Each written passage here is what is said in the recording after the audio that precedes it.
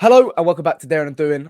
I'm Hester and I'm joined by the brilliant Ben Bowman. Ben, finally got a win, mate. We're back. We're back. We are back. We are back. Hoffenheim. How? I don't know what I was going to say. Fucked. Get fucked, mate. Maybe they will actually get relegated in Bundesliga this season, but maybe we'll get relegated in the Prem. So we're going band for band on the relegation battles. Exactly. Have it. First of all, how are you, mate? You good? Yeah, I'm very good, thank you, mate. Sorry, what you been up to today? I just need to sort something's fallen off my desk. That's why I'm very close to the camera. But I'm good, thank you. Oh shit! No, we're back. We're fine. We're good. Sorry, all my cables nearly just came out. Great podcast. Yeah, no, I'm good. I'm good, thanks, mate. What have we been doing today? Just making some content. You know, just got another podcast, and so I want to just like keep sort of getting that out there. Yeah, it's not the end of Daring and Doing. Don't worry. Daring and Doing. We'll continue.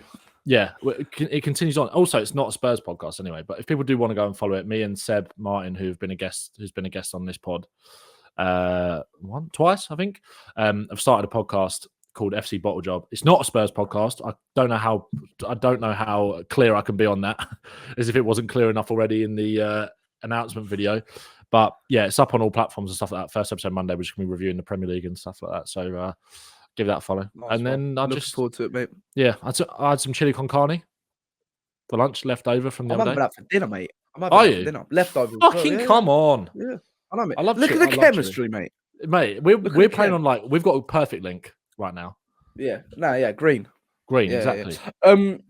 What have you been up to, mate? Well, I've just been relaxing today. I had an interview with Elijah.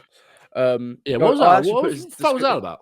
What's that about? Well, he's making a documentary on Ange at the moment, or on the sort of fans' opinions on this Ange situation right now. So he just interviewed me. It was actually really, really nice. He's such a nice guy. Yeah, he does seem like a nice guy. Except when he made a YouTube video digging both us out. Remember that? Oh yeah, what was that about? Fucking prick. What's a prick? Yeah, fuck your interview. I'm joking. Yeah, no. He was actually. It was actually a really good interview, and it looks like it's going to be really interesting. So I'll put a link of his YouTube channel in the description for this. But thanks for having me on. But apart from that, I haven't really done anything. I haven't got Domino's later. I'm not working tonight. I actually had a fucking nightmare the other day, like an absolute mare. Doing the job, I was working late. It was like 10 o'clock, one of my last deliveries. I was really tired. Yeah. So I was like, I'm just going to play 2-pack full volume in my car. and like get me liven up here. Yeah. And I drove out to the car park, and it was a block of flats. So I'd like parked in the car park, so I had to get out. And I normally like I'm fine to like play music loud and stuff. I'm not outside anyone's house. So I have to walk a long way to the flats, knock on the door, whatever, and then get let into the building. Anyways, I'm playing Hit 'Em Up by 2-pack, really like full volume, and I'm like proper head bobbing and like singing along. And I get the pizza out the car. As I get out the car, I'm going, fuck your bitch, you fat motherfucker. And as I looked up, the guy had come out of the building to get his pizza. And he was just standing in my face. Like, sorry, you're like, sorry, is that for pizza for Jamie? Oh my god! I gave him the pizza. I was like, oh yeah, no worries, mate. I gave him the pizza. I just like didn't turn the radio back on, and just drove off. I was so embarrassed. Like, oh my god! You're just driving back to the shop just in silence, aren't you? No, I did. I was cringing out so much. I was like, what was I even fucking doing? You were giving the 1,000-yard stare to the road. You're just like staring into the darkness. Mate, you know, like you said about the chemistry there, about the chili con carne. People might not know this, but we have both worked at Domino's. Like I was a shift manager when I was young.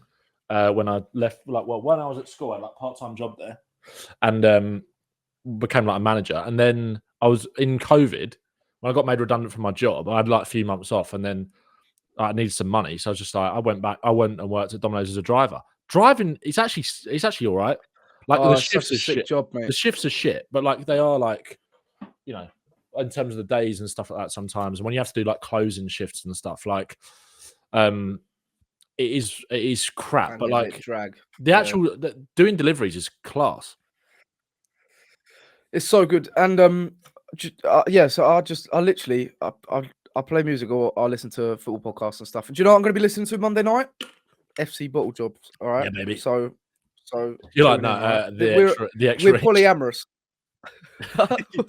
Yeah, no, so you're going to be listening to the extra inch. Yeah. Not my podcast. I actually do. Yeah, good podcast. I thought listening to the extra inch might actually give me an extra inch, but it's not gonna happen for me, is it? Nah. Yeah, didn't realize it was a podcast anyway. The medical science podcast. It seems like there's a lot of confusion around. It seems like there's a lot of confusion around podcast titles these days. Yeah, I saw that. Like my mug. Look at that. Oh, mate, we're talking about chemistry. FA Cup winners, 1981. Both got us. Oh, fucking hell. No way. 1981, mate. We weren't even sperm in our dad's ball bags. No, exactly. But we'll take it for a bit of success. Yeah. I still have never seen Spurs win a trophy. Were you not alive when you were alive in 2008? I was, yeah. Yeah, I was just more into Thomas Tank Engine and shit. Yeah, true. Then again, I was alive in 1999, but I didn't see that League Cup. Yeah, no, I know. That's why winning against Hoffenheim, guaranteed qualification against in the Europa League, pretty much gives me that little bit of hope to keep going. See if we can win that proper trophy. Are we just a cup team this year? Do you think? Do you like? Because I made a TikTok about it just now, and I saw a tweet that was like it would compare Angie's record in all the cups this year. We've lost one game in the cups, and it was against Galatasaray, and then compared it to our league form, which obviously, the context to add to that is the fact that we've played some weak opposition in the Europa League, like weaker opposition than the Prem, 100%. Karabag, Ferencvaros, Hoffenheim were terrible, like last night. I know obviously they scored 2 goals against us. We'll get into the game, but Hoffenheim are probably Premier League level, but and winning away in Europe is not easy. But we've only lost one game and we've won like 7 in the cups. So, and it's one of those things that even with the injuries, it's just like, obviously not having Solanke for the second leg at Liverpool is going to be a huge blow. But if Richarlison can stay fit, then oh my god, you know what? We've got a chance. But are we just? Did you see Richarlison on the comments earlier? I also made another TikTok about that where it was just like, don't worry, bro, I play now. Yes. I love him so much. Sorry, was that on Spurs' TikTok? Or was that on his TikTok? Because I'm not too sure. I just saw the screenshot, to be honest. Because someone commented on my video being like, Richie is definitely the admin 100% of like our account. So I don't know whether that was on Spurs' video or whether it was on his account. Yeah.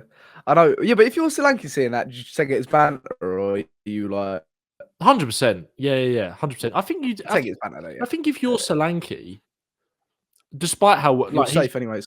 Well, yeah, that is true. But also he's been great, obviously, but I think competition, he would rather have competition than not. I think because it's like, well, 100%. It drives you to be better, and I think, and rest as well. That's the main thing, to be the best version of yourself when you actually do step out on the pitch. Which, the Arsenal game, which was his last game before the injury, he definitely wasn't. He was incredibly sluggish, and also added context to that, he's playing against Saliba and Gabriel, but that's shit.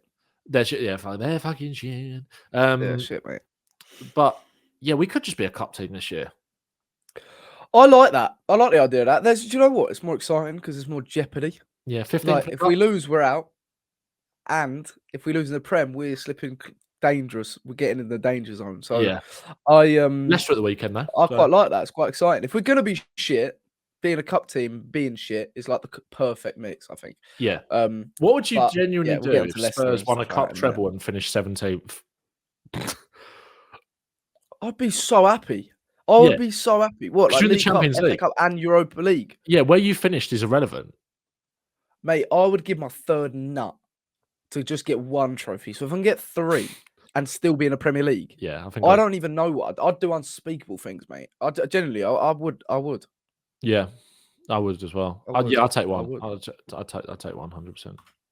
Mate, 100%. Well, 17th ain't relegation, is it? So there's no real difference between finishing 17th and 15th. Apparently, we're considering an approach for Brian Brobbery from Ajax.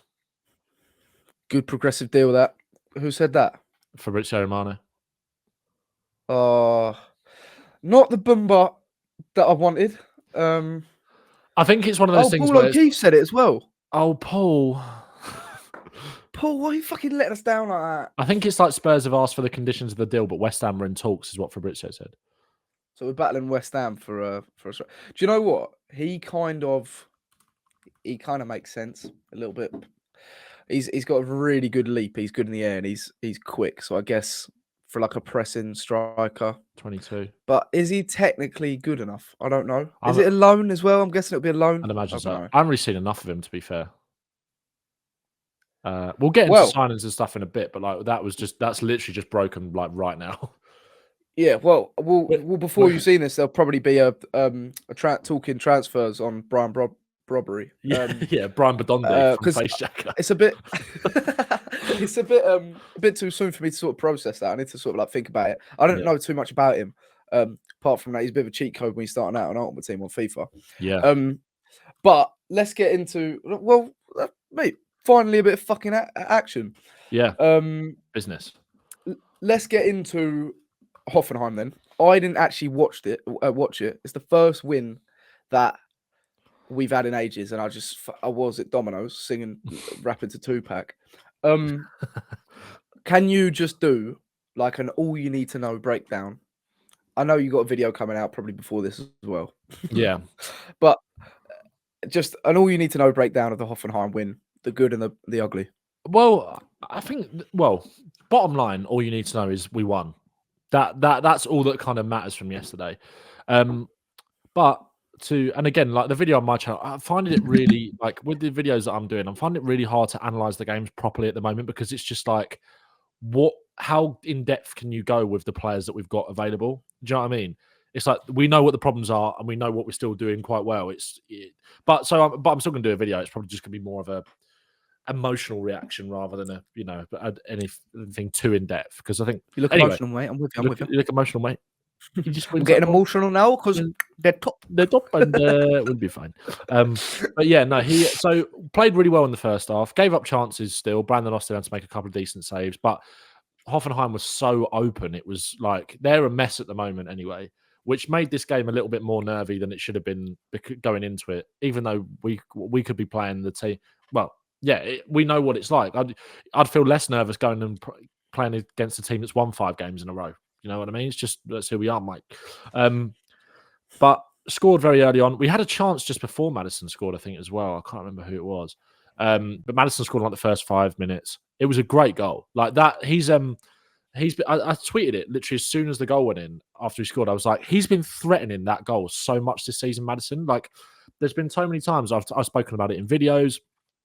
When I've been breaking games down, like that Dele Alli kind of run. We weren't really seeing that from him last season, I don't think.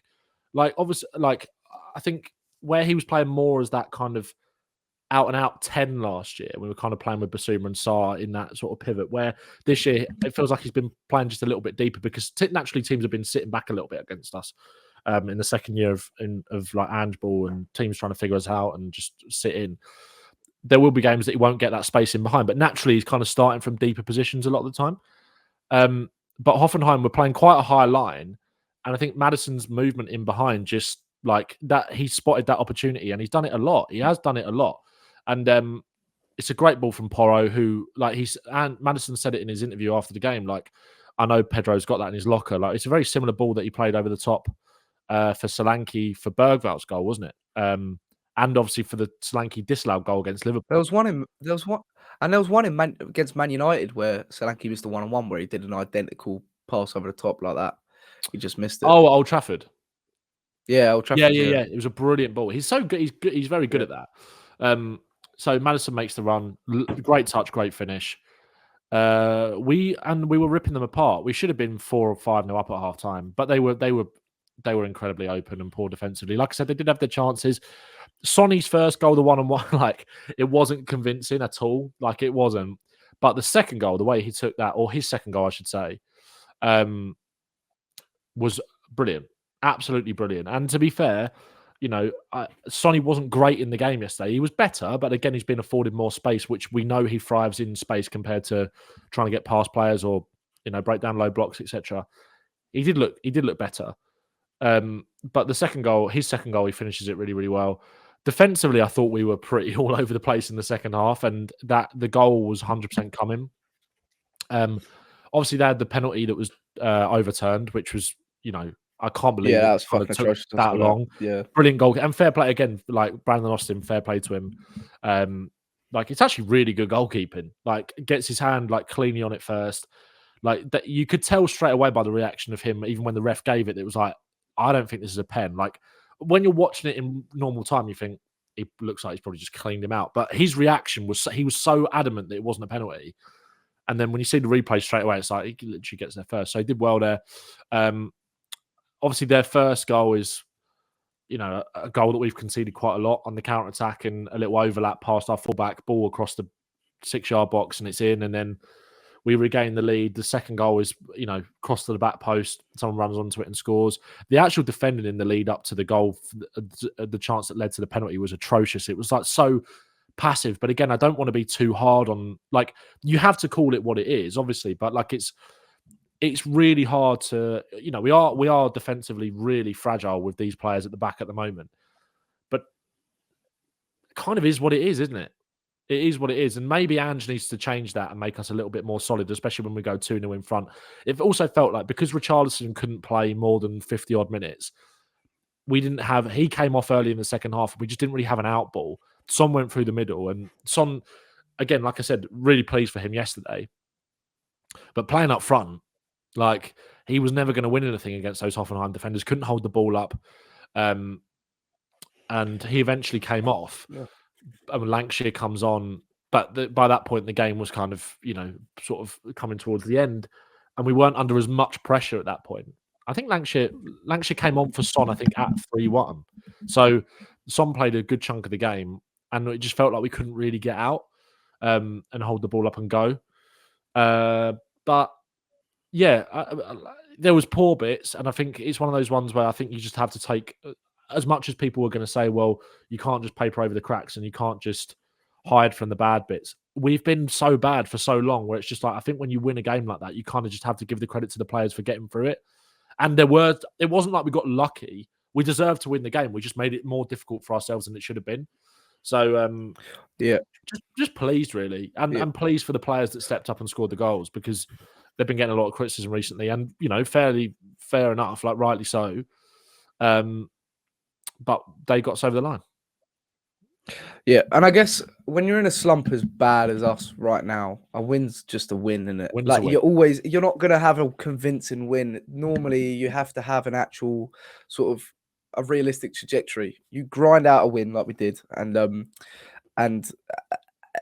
yeah, like you say, I mean, I haven't seen the full 90 minutes, but what I've heard, it's not perfect. But that's not what I don't expect us to have a perfect performance when we've been this bad for this long. Yeah. Obviously, apart from the Liverpool game and the Tamworth game was still shocking. But I mean, the Liverpool game was a convincing win. I was really happy with that. But if you're looking at how we're going to turn this around, you're not expecting us to go and blast Hoffenheim away from home. And this hopefully can mean a lot more that we've had to fight for these 3 points. We've now qualified for Europa League into the round of 16 or whatever it is, through to the knockout rounds. And not yet. Well, if we beat Elfsborg, we definitely have, yeah. Oh, okay. I thought I saw something about like we're in the top 8 or something like that. Is that true? Yeah, no, we are. Oh, we're not. We are in the top 8, but we're not. It's not guaranteed that we're going to finish in the top 8. We've got. Let me get Elfsborg. Yeah, we should beat Elfsborg. So Elfsborg sounds like a fucking vape. What is it, Elf Bar or whatever? Like, come on, like we got to beat them at home. Like at the moment, they are 20th, but they've only got 4 points less than us. So, fucking hell. We basically the lowest Tottenham could finish is 15th, So Union St. Gilius, are they? Where are they from? Are they Swedish? I think something like that. I can't remember. They've got 11 points and they're in 15th. So there is, and Galatasaray are 9th and they've got 1 point less now. So we still need to win, but at home against Elfsborg, but you would Elfsborg at home, we're be 6th pretty at the Spurs moment. if We we didn't should win. be all right. We should be all right. Okay, yeah, that's it's very positive, and that's the thing. We can use this as momentum. Just before I ask you the next question, Yeah, Brobbery in the Europa League this season scored 1 goal, 3 assists in the Eredivisie for Ajax. 1 goal, 2 assists. The only thing is, because I was thinking, and obviously we're going to get into the transfer window in a bit. We do this a lot. We'll sign these players that aren't really that prestigious or aren't names that are players in form on the up. But he is 22 years old. yeah. So, I mean, we've done this over the last couple of years. Werner, obviously, Danjuma on loan in January. I mean, if it's anything like that, the only thing I'd say that this gives me hope with is that he's 22 years old. I feel like he's been around for a while, but he's 22 years old. So him coming in is different to Werner because he could actually be a part of this long-term future if he hits the ground running or if he shows some promising stuff whilst he's with us for the next 4 or 5 months. Whereas Werner, we all knew it was a stopgap. I know this can be a stopgap, but this is cover. I mean, we're talking about Solanke's legs. We're talking about Richarlison having to come off early against Hoffenheim. This is that extra bit of legs, that extra bit of pace, and he is very intense. I think Brobbery. He's really quick. He's got a good leap. They're the only things I know about him. I need to do my research, but yeah, I guess we'll get into him in a bit. But I just saw that and I thought it was interesting because he has been playing in the Europa League. Where are Ajax in the league? They are in their league. They are second. They're second. Yeah, and in the Europa, are they in the Europa League? Yeah. They're 16th. Yeah, they're 6th. Oh shit! Yeah, you just said they're playing in the Europa League. Sorry. And Brobbery's been playing up front for the last 2 games. Just check. So I mean, 1 goal, 2 assists in the Eredivisie, bit worrying. But maybe, I mean, we know that Solanke, I know he scores a lot of goals because we create a lot of chances for him. But the system isn't necessarily a need for an out-and-out goal scorer. It's what you do off the ball is as important as what you do on it. So, let's just see how that develops, and I'll get into it. We'll get into it in a bit. Plus, also transfer window. I'll be doing my own sort of take on it on Tottenham transfer. So check that out.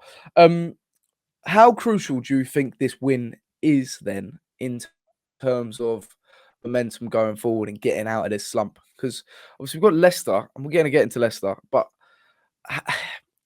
it's just we've got really tough fixtures coming up after Leicester.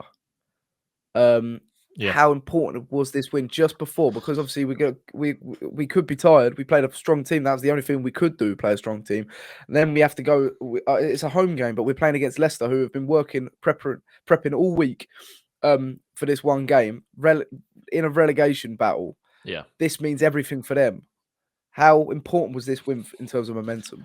It does mean everything for them, but also Leicester are in kind of turmoil at the moment. There's a lot of it's not like they're Ipswich or, I'm not saying that Spurs are going to beat Leicester, although you'd really, really hope that we should. But it's not like they're Ipswich or Southampton where you can actually see fight and kind of see green shoots. Like Southampton were, I know Man United have been crap, but I mean, it's rich from coming from us, but you still are able to say that our team's been shit, which Man United have been. Southampton played them off the park at Old Trafford, and they've got a couple of decent results, I think, under Juric. I think did they draw against Fulham? I think maybe, or was that? I'm not sure. They got I think 4 Ipswich points drew against Fulham, or 6 points. Yeah, there's definitely been a bit of an improvement under Juric, whereas under Leicester it just feels. Yeah, and there was rumours the other day about apparently I don't know how reliable it was, but Van Nistelrooy wanting to walk and stuff like that because of it's just been not being backed. And since he's come in, they've drawn. They beat West Ham 3-1. They drew to Brighton. Then since then they've lost to Newcastle, Wolves, Liverpool, Man City, Aston Villa, Crystal Palace, and Fulham. So they've basically lost every league game. They've lost how many in a row? They've lost 1, 2, 5. They've lost 7 games in a row in the league. And their last win was against QPR in the cup. But QPR fucking they've turned a corner. Yeah. In the league anyway.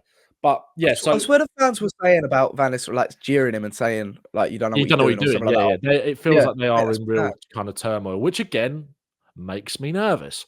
But also, like, I think I would be more, despite what I said earlier about Hoffenheim, I'd be more worried if it was Ipswich or Southampton. I think, like, again, Spurs, no excuses, should be beating these kind of teams. I'm not making excuses for Tottenham, but like in terms of the situation at the club, there is hope at Ipswich. Southampton, I think, are down, but there is more, like, there's probably more belief that they can get results. Then again, they've just got Tyler Dibbling injured for a bit. Anyway, let's not talk about Southampton. Not relevant, other than the fact we might be signing their best player.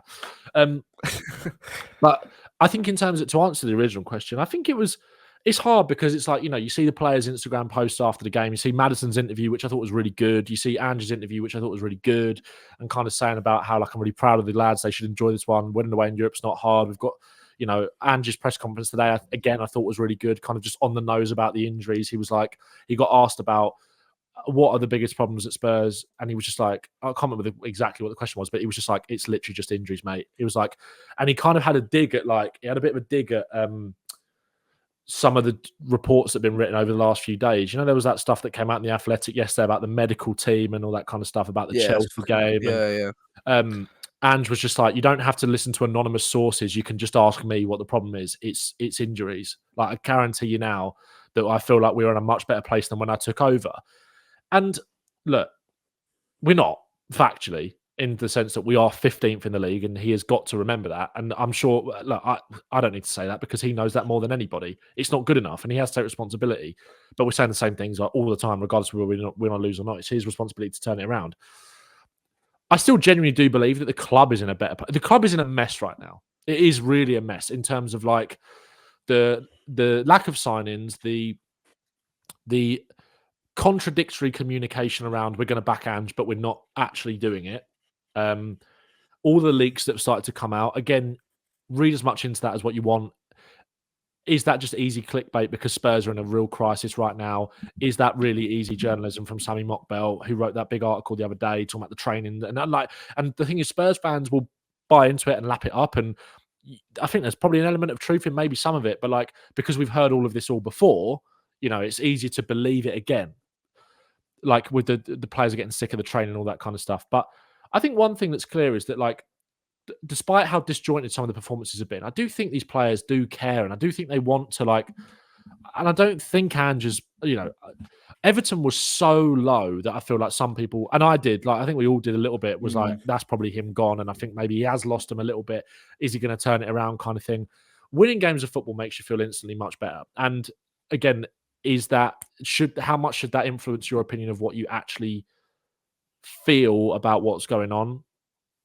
You know, if you really believe that he's lost the dressing room and all this kind of stuff, a win against Hoffenheim shouldn't necessarily change that. But that's easier said than done as a fan who's living through the turbulent emotions of every single game, where we have been, like, the highs of Liverpool and then the lows of Everton, and then Hoffenheim winning a game away in Europe, which we really needed to, and just getting over the line. And yeah, there were big cracks in that performance, but, like, we worked hard and we stayed compact to an extent. Like, we were open, but, like, it was all together. We worked really hard, and the players were out on their feet at the end of it. And I don't know. I don't want to flip flop. I don't want to, like, keep saying that if Ange, like, I still maintain that I think if Ange gets sacked at some point in the next few weeks, you can't have too many complaints. I'll be gutted for him, and I'll be gutted about the fact that it didn't work. But all of the attention turns onto the board and all that kind of stuff. Absolutely. And I think Flav has said this so many times on the Fighting Cock. Even if his kind of faith in Ange has diminished a little bit, Levy needs Ange because he is a really good foil for him, doesn't it? He's the kind of mouthpiece, so to speak, and, you know, all of the pressure, if Ange does go, turns onto Levy. I don't know. I think it's. I don't want to say it's not. It's not a corner turned. It's not a turning point yesterday. It's just a good win that shows that the players do care and are trying to get out of this situation. I think that's what it is. That was clear. We'll see if we turn the corner. Like, again, it's so hard to say because, like, I was going to say then if we beat Leicester and then we beat Brentford and then we beat Liverpool away, then we've turned the corner. But then it's like, how can you expect to win all those games with the players that we've got? Even if we were playing well as well, like those games are fucking hard on paper. I don't Like, think even Spurs can turn a corner until next season. Like in terms of like realistically turning a corner, I don't think we can turn a corner until we've got a clean slate, or maybe after the next international break or something like that. If we've got everybody back by then, or like new owners or something like that. well, yeah, in the grand scheme of things, yeah, because we all know the owners are the biggest Yeah. problem with the club, and regardless of what Yeah. you know, I said it the other day when there was the talk about Ange saying that there was a possibility that we might not sign any more players. Although I don't think that is going to happen. The possibility of that happening just shows you, regardless of how much you like Ange or loathe him and think that he's the right guy or the wrong guy, how is any manager supposed to succeed under this ownership? You know, more revenue than Chelsea and Arsenal, but a much smaller percentage of that revenue spent on wages. Havertz on 350 grand a week. Timo Werner on 165, and all of our best players on 100 or less. You know, it's one of those things that it just doesn't. Yeah. He's a real mess at Tottenham right now, but you still have to. You have to find the positives in these little diamonds in the rough that come along because when you're going through the shit, you know, there's still going to be. What's that quote from that film with Ray Winston? It's like, when you're going through the shit, there's always going to be some winkles at the bottom. You're always going to find something, you know, or going through the mud or whatever it is. Like, you're going to find something. Like, you'll be again, like I said, we ain't turned a corner. We ain't after last night, but it's just nice to just say we won a game. They worked really hard. We scored 3 goals and we won away from home in Europe, and our status in the top 8 is hopefully secured. Like, I think that's what it is. Yeah. That's the thing. It's like, I don't think we should be so flip-floppy judging off a win or a loss. It should be like we need to look at it as more from an outside perspective, not game to game. I don't think game to game, like you're saying, I think you said it in the last pod, like so much can change in 2 weeks. Yeah, so much can change. It could be so much worse. It could be so much better. But we all know the alternative right now to second hand is Ryan Mason. I mean, fuck me. I'd rather do anything other than that. Like, we've seen it twice before. It don't have a happy ending. Nothing changes. So that's the thing. And the players are still playing for him. They are still playing for him. So that was a good point though you made about like the wages.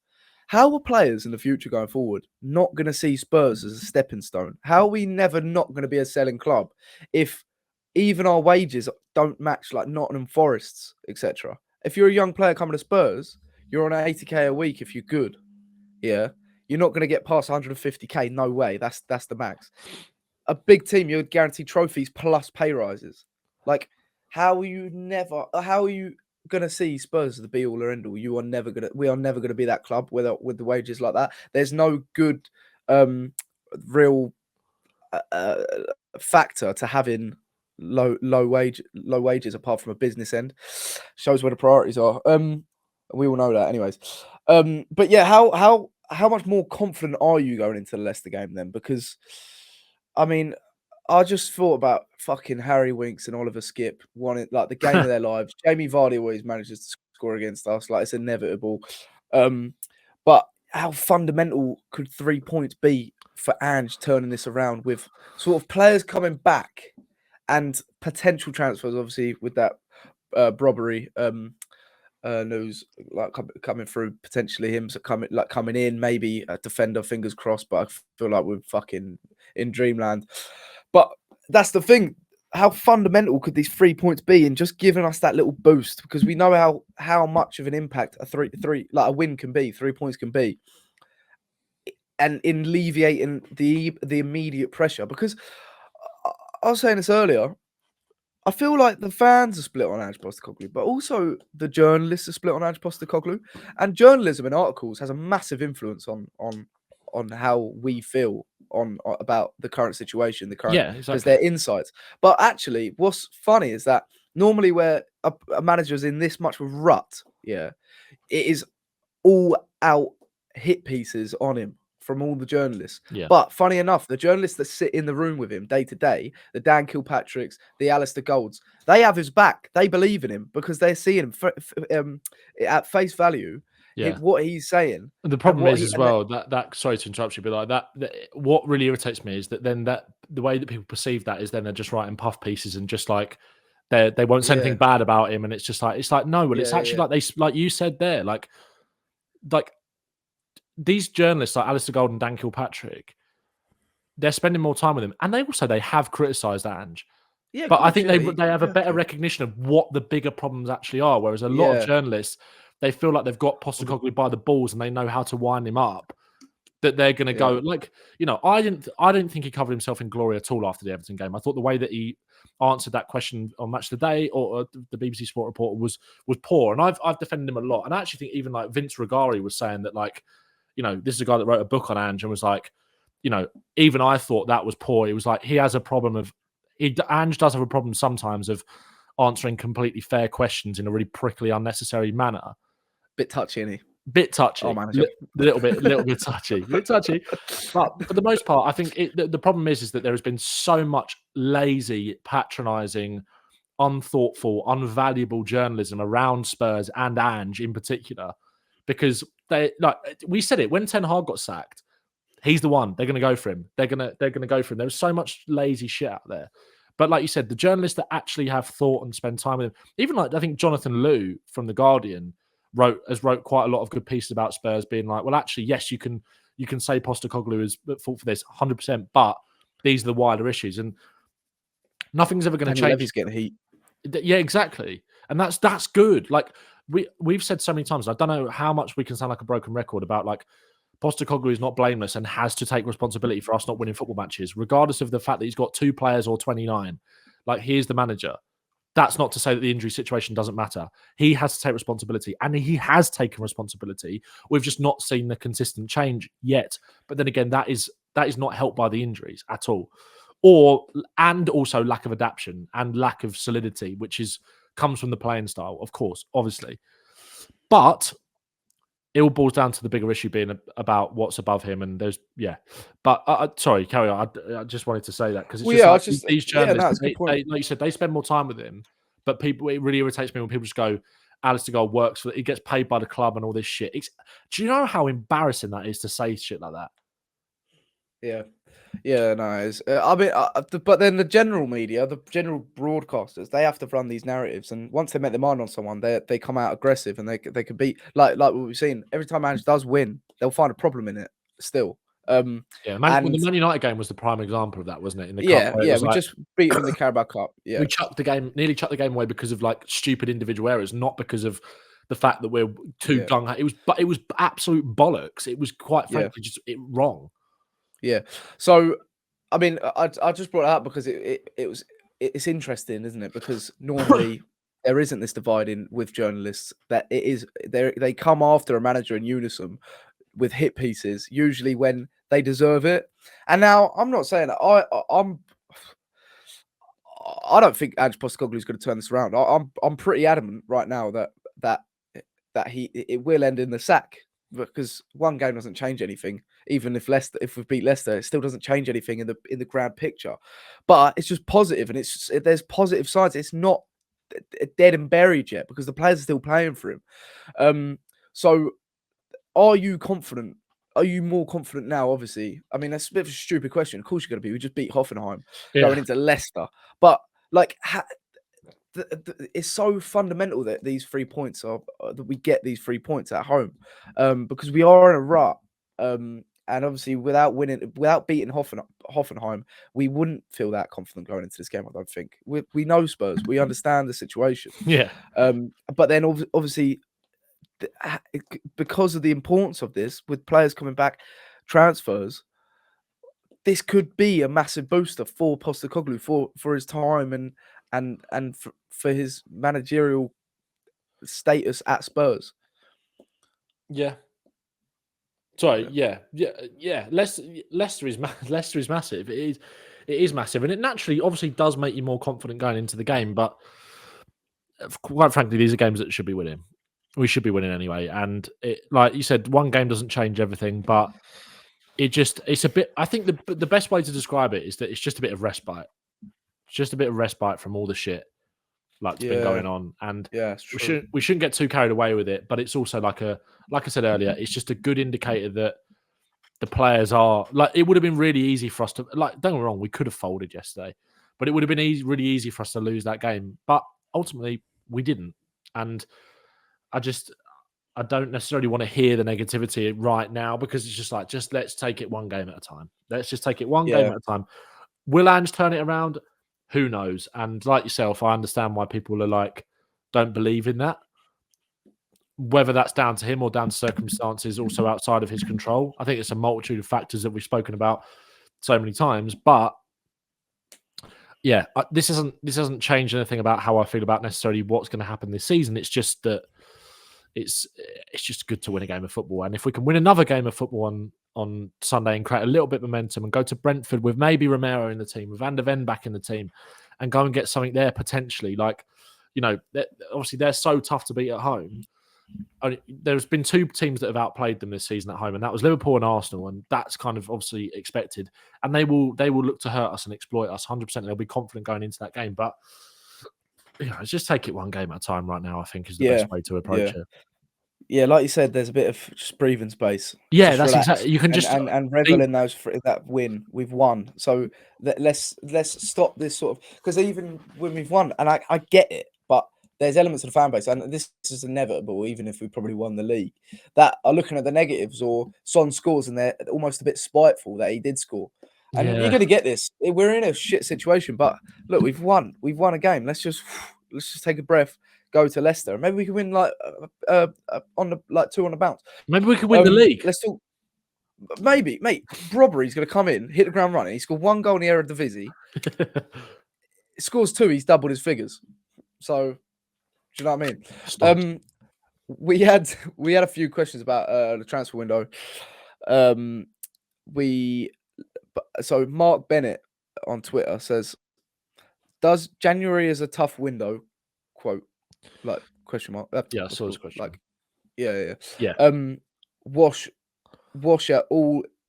Wash at all in the current circumstance, mate. I have no idea why every time I come on this podcast I get fucking dyslexia. Like, genuinely, I develop it. The bright lights gets you. The pressure gets you. Yeah, so much pressure, mate. I would not be able to be a footballer ever. The pressure is like I cannot stand it. Mark Bennett. Okay, let me start again. Does January is a tough window? The saying. Wash it all in the current circumstance. I'm usually pretty level-headed with the reality of transfers, but this seems beyond excuses. There's also one saying, no, there's, Berg Valinho says, who would be your ideal signings? I think that's such a hard question to answer in January. I think one. those two questions are good to kind of link together, because it's like, I don't think the January is tough excuse is wash. I don't think so. But it's also hard to be like, who would be your top targets for January? It's easier to assess that over the summer when you've got longer to kind of do it, and the excuses don't wash. But it is still hard to get top targets. But there's no excuses to say why Spurs shouldn't be doing more. Like, City have shown that you can have a rebuild in January if you want to. Like, maybe that's because they know maybe something's coming down the line, transfer ban, etc. Are they trying to get these players in now? Or is it like a real push to kind of try and turn the season around? Only time will tell when it comes to that. Time will tell when it comes to that. It doesn't wash because we need more, but also in terms of top targets, I think it's more just about like identifying the positions rather than names, and that might contradict it a little bit. But you get what I mean? Yeah. That's what frustrates me. Is like, what is our January objective? Yes. Is it backing Ange, or I feel like all the pathways lead to, we have to be aggressive. We have to add in this January transfer, because if Ange is your man, or if you want to give him a fair chance, because right now, if we like it or not, in terms of results, Ange's legacy right now, if nothing improves, if he doesn't win a trophy, is potentially one of our worst ever managers. Yeah, and it's going to be, he doesn't deserve that. If you actually know, he's going to be marked like this and labeled as one of our worst ever factual managers. But if you know the situation, you know he doesn't deserve that. Like, there was potential there for him to be such a successful manager. So it's so frustrating as a fan, because I see that if they give him all this time, sacking him in the summer just looks so much more justifiable, because they'll be like, well, look where we are. We're 15th in the league and we didn't win any trophies. We have to let him go. This isn't good enough. But you never gave him the ammunition when he needed it to kick on. So I was thinking earlier, it's a completely different end of the scale, because under Pochettino, we're on the the precipice of greatness, and we've stood still. Now we're actually in a shit heap, but we've stood still again because. And it reminds me of that transfer window where we didn't sign anyone, and we were linked with Jack Grealish. Well, we linked with Tyler Diblin, and he's literally like a Grealish regen. It's like we've come full circle again. It's like, do you not learn your lesson? And we'll get into him in a bit, but it's like this Tottenham. Tottenham fucking hate transfer windows. Let's be honest, they hate them. Daniel Levy hates them. Yeah.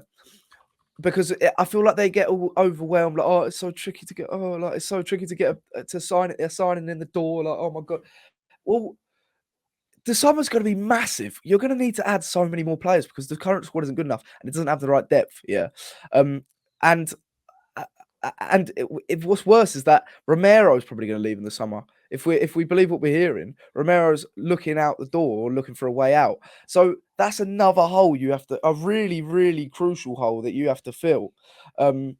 So there's more work to be done. So this January objective, even if you think, Ange Postecoglou is not our man going forward, and we know that because we're not getting Champions League and financial revenue that generates, etc., etc., it alleviates the pressure of the work you have to do, the extreme work you have to do in the summer. Because there's going to be there's no running from that. There's going to be a lot of work to do in the summer. And we know that Spurs are renowned for doing the bare minimum transfer windows. So this January objective, all pass. If this board want to backhand, if they don't, we need players. We need them we need to sort of get us out of this rut. And they're not. And we got a question from Spurs saying, "Are Levy and the board falling off to Mike Ashley levels in terms of football inside now?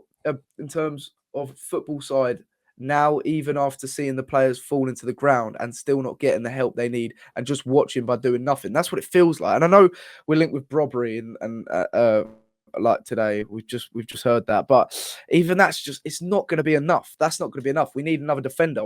This injury crisis is probably going to continue till the end of the season. I mean, Solanke's now injured. It's going to be a recurring theme. So we need to be proactive. And we're not. And it is the most excruciating, frustrating thing as a fan because we're just sat here in the darkness knowing that there's no hope and no light at the end of the tunnel. Have you got anything to add on that? Sorry.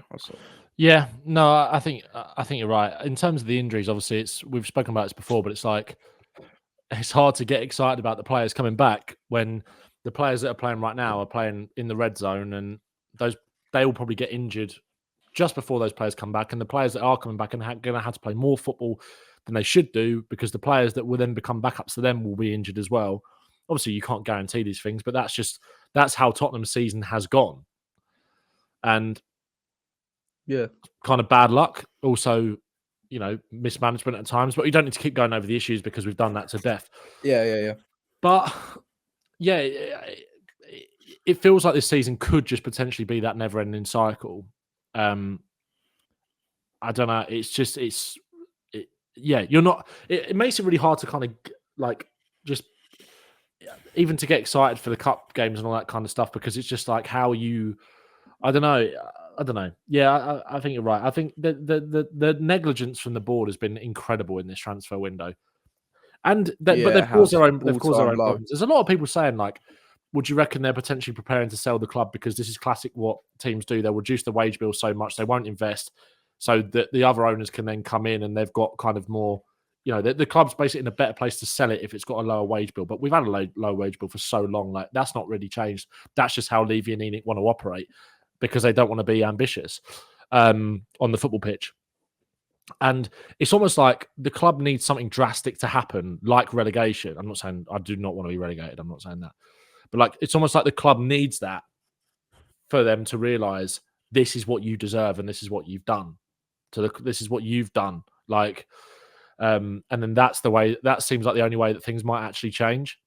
But I don't know. Yeah, it's the negligence has been absolutely crazy in this window. The fact that we're kind of scrapping around with just over a week to go, it's just not good enough. It's not good enough at all. No, it's not. It's not. And we've obviously lost games in January where maybe they could have made an impact or I don't know. It's just thing is Solanke as well. Like he's been injured when we look to kick on. He was Ange's. He's been Ange's like only established player to come through, and through the door. And look what he's managed to do with a Premier League proven established player. Like Yeah, the Solanke's our evidence best is player, him and exactly. Kulusevski. Yeah. The evidence is there. Like whether you like it or not, if you're Ange in, you're Ange out. That's a sign that if he is backed with established players and not kids. I mean, I know there's question marks over how much of like use he makes of these. I mean, literal children that come into the team that have to be, but they are amazing. They're really good.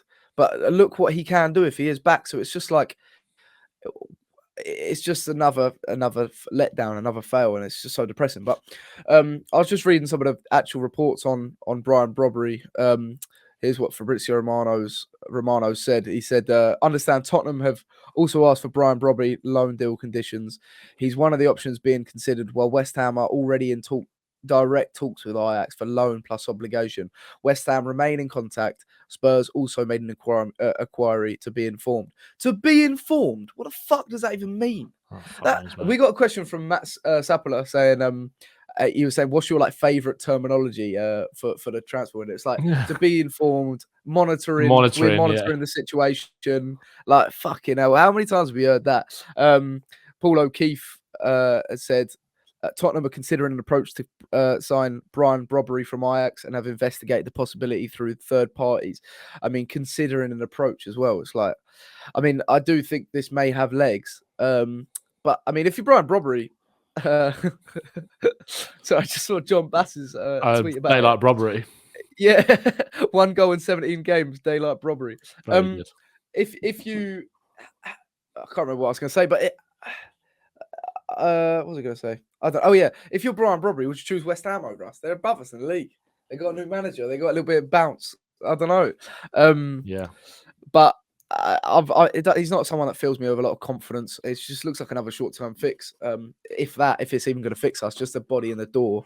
And even then, it's like, was he a long-term? Was he a target? Was he a target? We know Kinski that deal got accelerated from the summer because we needed him. Now Solanke's injured. We need a striker. Is this someone we were looking for in the summer, and now we've accelerated that to come in the window? I know. Hopefully in the summer we'll be spending a lot more on players, and this is probably a loan obligation. But is that progressive?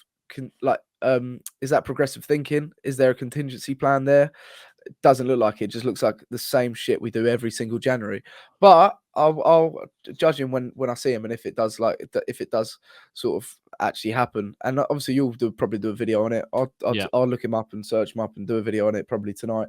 Tyler Diblin though, 18 years old, injured for 6 weeks. A lot like our players actually, but profile wise, price range, apparently Leipzig are looking for about 30 mil, but Southampton want 55 mil. Looking at what Lavia went for to Chelsea, went for what, 50 mil.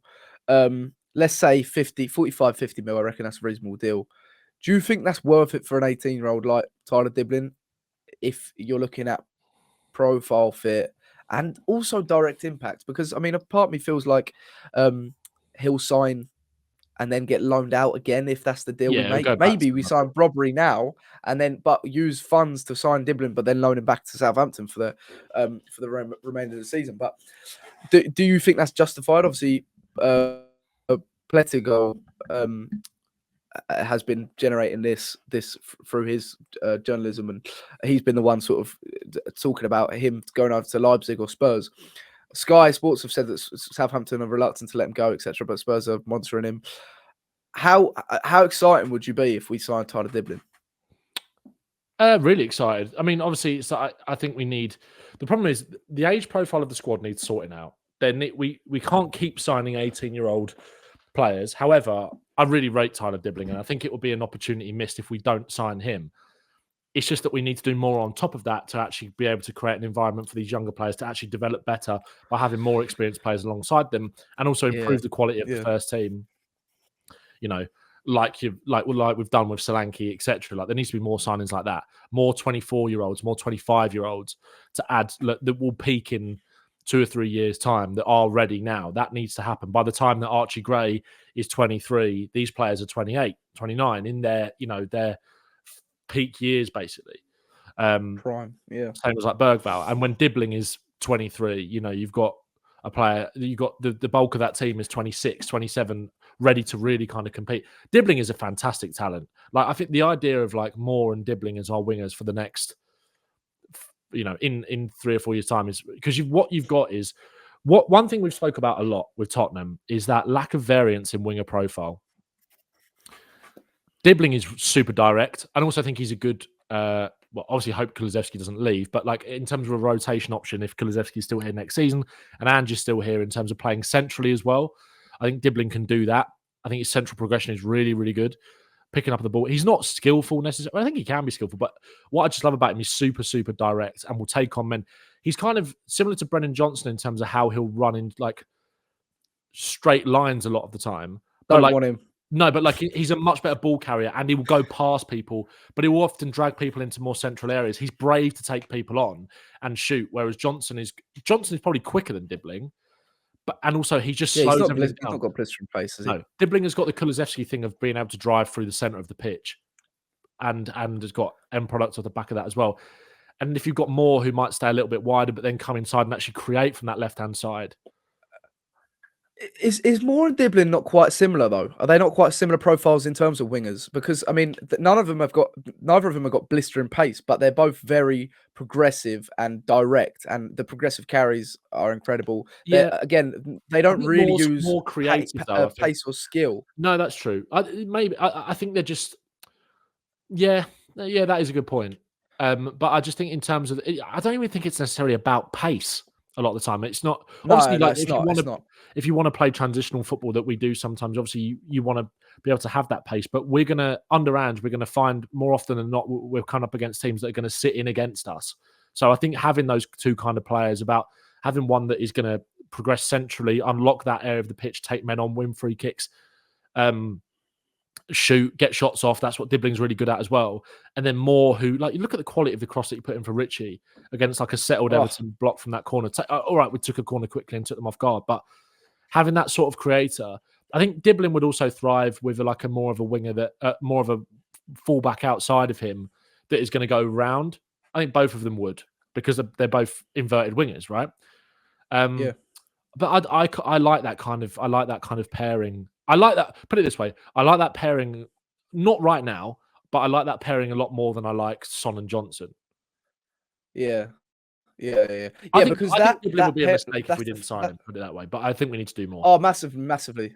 I think he has that air of like Cole Palmer as well. That air of just like he just plays football, but he like he's the outstanding player for Southampton in a shit Southampton team. But if you're 18 years old and you're the best player of the team, he would be one of our best wingers instantly, I think, because none of our wingers, apart from Mikey Moore or the Bear, they're not direct enough in driving forward. And I think he's in like the top percentile or he's like top 2. I can't remember. I'm going to butcher this, but like for progressive carries that lead to a shot on goal, look it up because don't quote me on that directly, but it's something to do with progressive carries leading to a shot on goal. He's high up there, and I mean that's what we need. We need a bit of that directness, mate. We might get relegated this season, but in 5 years we're going to win the fucking league. Like, because if we get Dibbling, we're looking at a hub of, again, it's adding to that hub of young players. But like you said, we need to sort of mix that with experienced players or players that are more established, so they can develop with them. Because if we're getting these young players in and they're instantly being exposed to this weak DNA or this losing form, this poor form, they could be infected by that easily. But I do think more Dibbling. I mean, they're at the very beginning of their evolution, aren't they? So if this is what we're getting at the beginning of their evolution, what they're going to become, like they may be Moore might fucking hell, having a stroke. Mikey Moore might be an attacking midfielder, but like in 5 years, you never know, because he has the attributes that he could be that. But at the moment, they're both similar wingers in the fact they're both inverted. They both rely on physicality and technique and guile instead of blister and pace and skill. But right now, like, you see the damage they can both do, and both can do in the Premier League in just taking a man on and threatening a back line. And against settled blocks, that's hard to that's so effective. Yeah. So I mean, he's a talent even if he is, I guess, similar to Mucky Moore. That's the thing. At least they both are proactive and direct instead of Johnson and Son, who just play it backwards, and they're none of them. Their profiles are the same. Yeah. At least they'll both be trying things and trying to be creative. The thing that worries. Sorry, go on. Go on. No, you carry on, mate. Well, I was just going to say, like, the thing that does worry me is that, like, as much as I do think Diblin would be a really good signing, if that is the winger signing in the summer, that's still not enough. Fuck me. Like, he's a really good player and a player that I don't think we should pass up an opportunity on signing 100%. But it can't be another 18-year-old as the guy. Because Werner will be gone, so Diblin comes in and takes that space straight away. Obviously, Solomon and Hill aren't here; they'll be gone. So, but we also need to add one more. What other wingers have we got? Like Kulusevski, if you see him more as a 10 now. Dibbling is a player that we should definitely be looking at and signing, and he's a profile that I'd be really excited about. But he doesn't solve all of the problems with our we still need another. We basically still need a Son replacement for next year. Like, we still need to go. If we're going to sign Diblin, we still need a left winger. Is basically what I'm trying to say. Do you think even with Yang, who's aware of it, Odebear, Moore? I forgot about Odebear actually. And because this right wing, I think we need a winger that can do both. But for now, that's established that whoever plays the other side is younger, but you're still allowing them to develop. Yeah. Instead of bringing in like an out-and-out winger that can play on that right side, there's no point bringing Dibbling in if you're just going to stunt his development.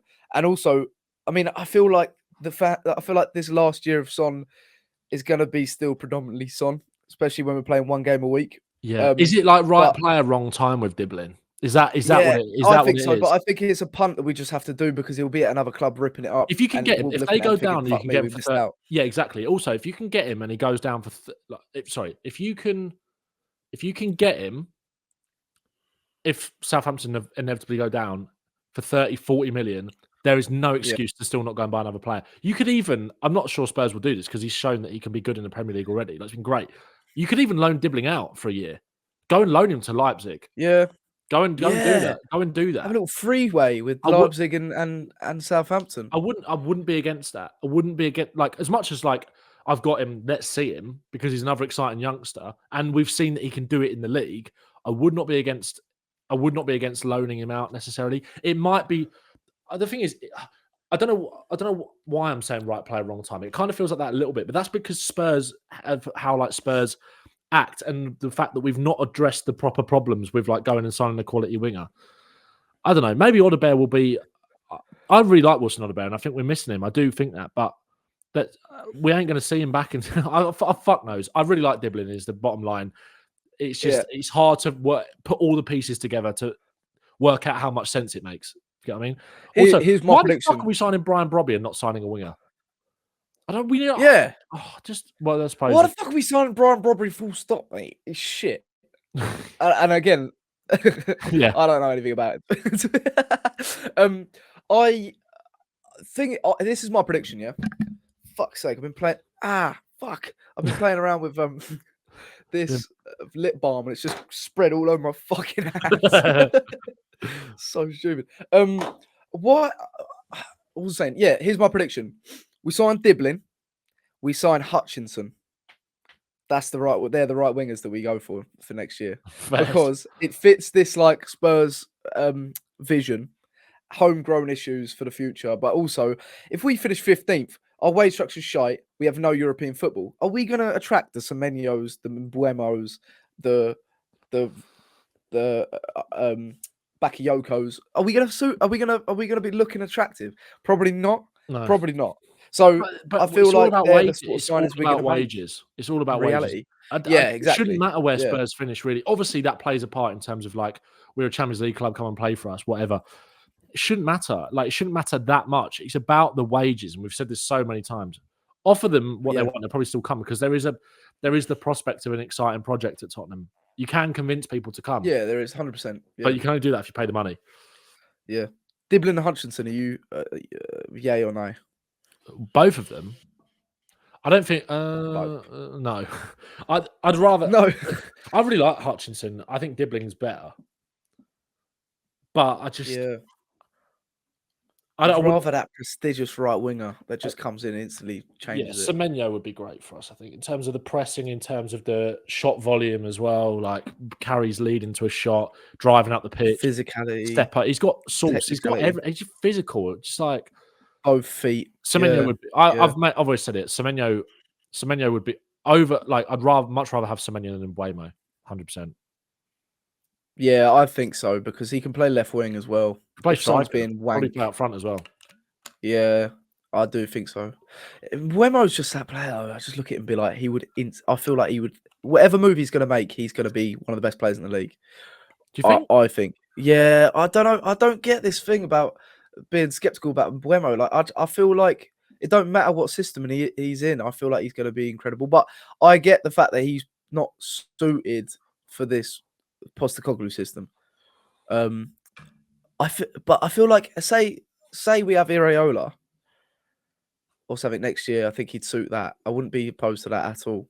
But Postecoglou, I get that. I do get that. I just feel like he's 24 years old. Is he like younger than Saka? Is he 23? I don't know. But he is. He's incredible now. He's going to be even better in like 4 years. He's going to be insane.